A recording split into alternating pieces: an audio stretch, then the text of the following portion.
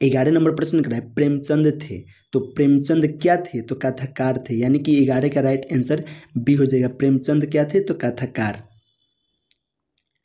12 number प्रश्न करा है संस्कृत के 4 अध्याय किसकी रचना है? तो याद रखिएगा रामधारी सिंह दिनकर का है, यानी कि संस्कृत के 4 अध्याय किसकी रचना है? तो रामधारी सिंह दिनकर का है, यानी कि 12 का राइट आंसर डी हो जाएगा, रामधारी सिंह दिनकर का। 13 नंबर प्रश्न करा है मालती का पति क्या है?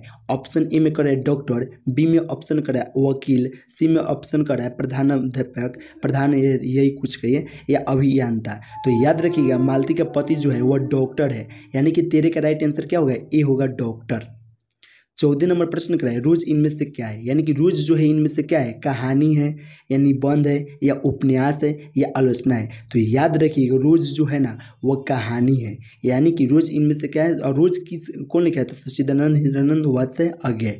और पूछेगा रोज कहानी माने रोज इनमें से क्या है? तो कहानी है, यानी कि 14 का राइट आंसर क्या हो जाएगा? बी हो जाएगा, कहानी।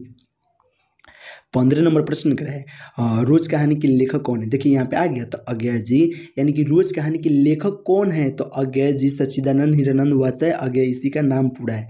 यानी कि रोज कहानी के लेखक कौन है? तो अज्ञेय जी, यानी कि 15 का राइट आंसर बी हो जाएगा, अज्ञेय जी।